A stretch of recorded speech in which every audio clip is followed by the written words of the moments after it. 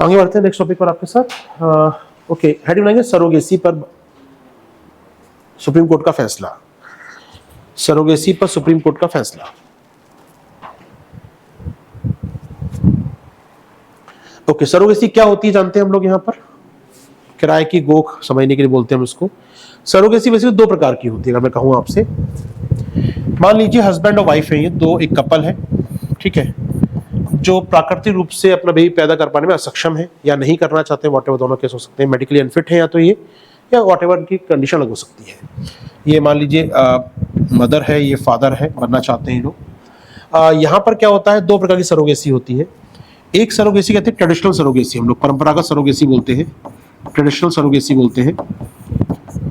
इसमें क्या होता है, इन दोनों से लिए जाते हैं इनके फर्टिलाइजर्स। यहाँ पर एग लिया जाएगा, इनका फर्टाइल एग, और यहाँ पर स्पर्म लिया जाएगा, यानी जो गैमेट्स होते हैं, जो इनके शुक्राणु अंडाणु होते हैं, वो मदर फादर लिए जाते हैं।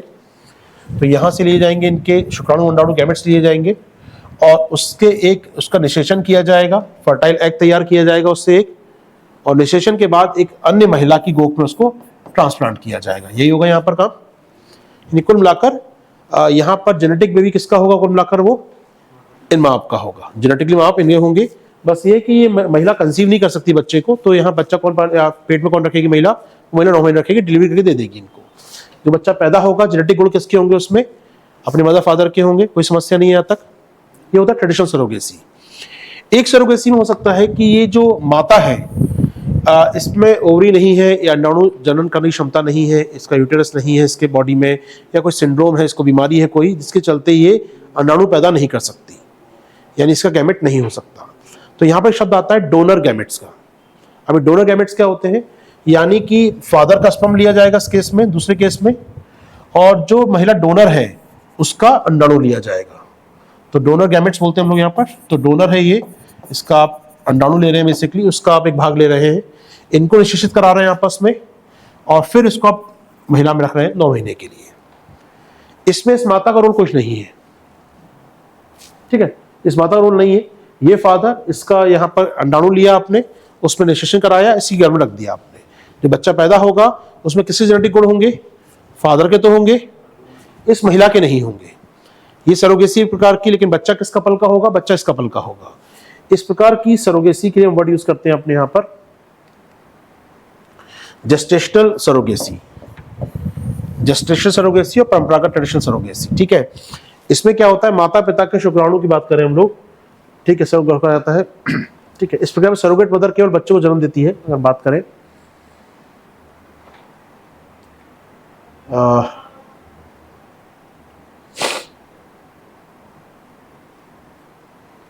हम देख पाएंगे यहाँ पर, अगर मैं आपको फोटो दिखाता हूँ, यहाँ पर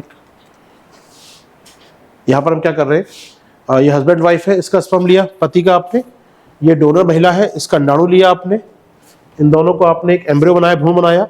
अब भ्रूण को आप चाहे जो डोनर में रख दें, या डोनर जाए हटाओ यहाँ से, इसको सरोगेट मदर में रख दें। डोनर और सरोगेट मदर अलग भी हो सकती है, अलग ही होती है आमतौर पर। ये यहाँ पर महिलाएं होती हैं जो अपना जैसे अपना एग दान करना चाहती हैं, वो रखवा देती है अस्पताल में, और जो भी इसका यूज करना चाहे कर सकता है। यानी ये जो तरीका है, यहाँ पर जो डोनर महिला जो अपना अंडाणु दे रही है, ये जो एम्ब्रियो बना, इस एम्ब्रियो को आप माता गर्भ में रख सकते हैं अगर ये पालने में सक्षम है। तो नहीं है सक्षम माता गर्भ में रखने में, तो एम्ब्रियो कहाँ जाएगा इस केस में, सरोगेट होने, सरोगेट मदर की गोद में। समझा रहा है कितनी महिला इन्वॉल्व है इसमें, एक हस्बैंड वाइफ, ये वाइफ इन्वॉल्व है, इसका कोई योगदान नहीं। हालांकि एक डोनर महिला है जो अपना अंडाणु दे रही है। अब हो सकता है कि डोनर महिला ही सरोगेट मदर हो, ये भी हो सकता है कि डोनर मदर अलग हो, अपना अंडाणु दे के गई है, और इसके बाद सरोगेट मदर कोई और हो, थर्ड पार्टी हो, ये हो सकता है। यही होता है गेस्टेशन में, सरोगेट मदर आमतौर पर अलग होती है, ठीक है। इसे कहते हैं हम लोग एग डोनेशन मेथड, क्योंकि यहाँ पर डोनेट क्या किया जा रहा है, एग डोनेट किया जा रहा है। क्लियर है हमको ये। भारत में ये अलाउ नहीं है। जब सरोगेसी एक्ट पास हुआ 2021 में, तब ये अलाउ था। लास्ट ईयर 2022 में भारत सरकार ने कानून में संशोधन किया, ध्यान सुनिएगा इस बात को। जब सरोगेसी एक्ट पास हुआ था 2021 में, तब ये अलाउ था। पुराना कानून देखेंगे आप, तो वहां लिखा है fertilization of a donor oocyte by the sperm of the husband was allowed. यानी डोनर महिला है जो अपना अंडाणु दे रही है, जो अपना ओसाइट दे रही है, उसे आप फर्टाइल कर सकते हैं पुरुष के स्पर्म से, हस्बैंड के स्पर्म से उसको फर्टाइल कर सकते हैं। ये नियम था 2021 के कानून के अंदर लिखा गया था। बाद में इसमें चेंज किया गया, रूल बना के, नियम बना के चेंज किया गया और लिख दिया गया जो कपल सरोगेसी कराना चाहता है, जो इंटेंडिंग कपल है, वो डोनर गैमेट का यूज नहीं कर सकता। यानी जो हस्बैंड वाइफ है उन्हीं के अंडाणु शुक्राणु होने चाहिए, थर्ड पार्टी का आप नहीं ले सकते। बात समझे यहां पर? ये क्या नियम बन गया? आप डोनर का आप नहीं ले सकते हैं, यहां पर ये मना कर दिया गया। यानी कुल मिलाकर आप कह सकते हैं ये प्रोसेस बना हो गई। अब यहां पर क्या होगा, केवल हस्बैंड वाइफ अपना अंडाणु दे, शुक्राणु दे, इनके कपल मिलेंगे और थर्ड पार्टी में सरोगेट करा सकते हैं, केवल ये काम हो सकता है। ये बाहर से अंडाणु नहीं ले सकते, क्योंकि इसमें मानना क्या है, समस्या क्या है, जेनेटिक ऑर्डर किसका आ जाएगा, इस महिला का और इस पुरुष का। तो बच्चे में जीन किसके आ गए, अलग अलग माता पिता के, तो माता नहीं, उसके जीन भी आ गए उसमें, तो जेनेटिक बेबी तो उसका हो गया एक प्रकार से, वो देखा जाए तो कोर्ट ने मना कर दिया था, या सरकार ने मना कर दिया था हमारे यहाँ कि ये अलाउ नहीं होगा, ये परमिशन नहीं मिलेगी। हाँ, अगर कोई सिंगल वुमेन है, विडो है, डिवोर्सी है महिला, अगर एकल महिला है, शादीशुदा, उसका विवाहित हो या तलाक हो चुका हो उसका, अगर वो सरोगेसी कराती है तो अपना सेल्फ एक्ट यूज करेगी और डोनर स्पर्म वो यूज कर सकती है। रिवर्स केस में अगर हस्बैंड नहीं है उसका, उसको सरोगेट कराना है, तो अंडाणु तो उसी का रहेगा, लेकिन वो हाँ स्पर्म किसी का ले सकती है, किसी पुरुष का ले सकती है। विकी डोनर आपको याद हो तो, ये कॉन्सेप्ट है विकी डोनर फिल्म का कहीं ना कहीं, कि जो महिला सक्षम नहीं है या पति नहीं है उसका, मान लीजिए अगर इस प्रकार का है, तो यहाँ पर स्पर्म को डोनेशन ले सकती है यहाँ पर, ठीक है, वो सरोगेसी करा सकती है, लेकिन बाकी नहीं हो सकता है काम। क्लियर है? ये मना कर दिया क्या 2022 में।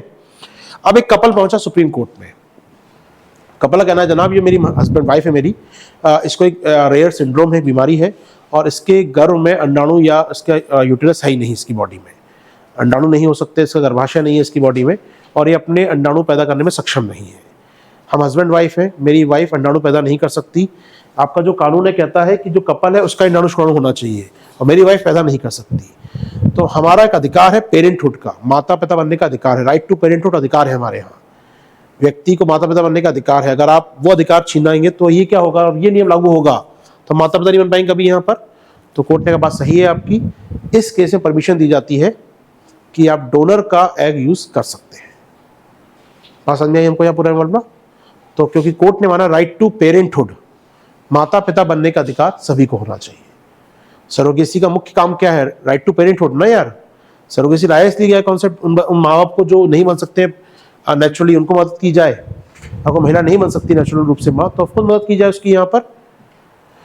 अगर महिला सिंगल होती तो अधिकार होता उसको लेने का, लेकिन आप कह रहे हैं कि हस्बैंड वाइफ है वो नहीं ले सकते, तो ये गलत बात है। तो कोर्ट ने कहा भैया राइट टू पेरेंटहुड सभी को है। तो यहाँ पर आइए फैसले पे एक बार आते हैं लौट के आपके साथ। पहले तो सरोगेसी कितने प्रकार की होती है क्लियर है मुझे यहाँ पर। ट्रेडिशनल सरोगेसी, हस्बैंड वाइफ का अंडाणु शुक्राणु थर्ड महिला में एम्ब्रियो शिफ्ट किया। जेस्टेशनल सरोगेसी, डोनर महिला का अंडाणु, फादर का शुक्राणु, एम्ब्रियो बनाया गया, उसको सरोगेट मदर में रखा गया। ये हो गया आपका जेस्टेशनल सरोगेसी, ठीक है।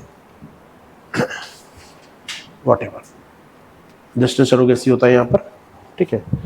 यहाँ पर एक व्यक्ति होता है जो अंडाणु नहीं दे रहा है, ठीक है, जेस्टेशनल सरोगेसी की बात होती है इसके अंदर, व्हाटएवर। तो जो महिला थी इस केस में, यहाँ पर सुनिए दोस्तों, जो महिला इस केस में, उसको एक बीमारी है मेयर-रोटेंस्की कस्टर-होजर सिंड्रोम, बड़ा सा नाम है, याद हो जाए तो अच्छी बात है, वरना याद मत कीजिएगा। इस महिला को बीमारी है, हस्बैंड वाइफ में महिला जो है इसको बीमारी क्या है, एक सिंड्रोम एक प्रकार का। और ये क्या कहता है, ये इसके होने से गर्भाशय या यूटेरस नहीं हो सकता, उसमें अंडाणु कोशिका नहीं हो सकती उस बॉडी में उसकी, ये मना हो जाता है। तो ये सिंड्रोम होने का असर मतलब क्या होता है, उस महिला में अपना खुद का अंडाणु या oocyte वो पैदा नहीं कर सकती। क्लियर है चीज़, ये मामला समझ आ गया पूरा का पूरा। तो हमारा जो 2023 का जो लॉ था 22 का, उसको चैलेंज किया गया था कोर्ट में, और कोर्ट ने कहा राइट टू पेरेंटहुड बिल्कुल मिलना चाहिए यहाँ पर, ठीक है। तो सरोगेसी एक्ट में चेंज किया गया था कब, 2023 में अभी संशोधन किया गया था। उसमें कहा गया था कि वो कपल जो है वो किसी और का अंडाणु नहीं ले सकता। चलिए व्हाटएवर, हमारे काम का नहीं है कुछ।